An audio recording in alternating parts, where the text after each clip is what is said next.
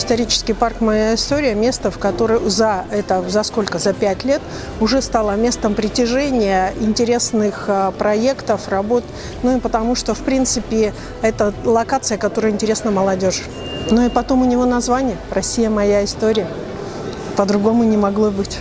Вот этот музей сегодня является одним из передовых с точки зрения реализации самых различных проектов. И вот этот проект в том числе.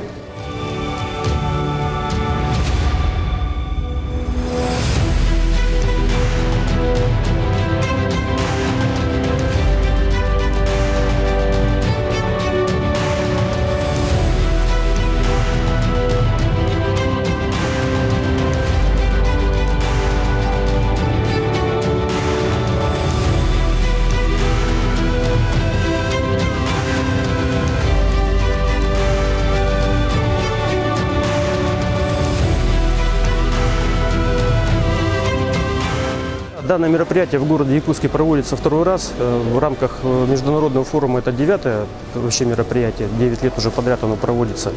У нас в городе Якутске это проводится второй раз.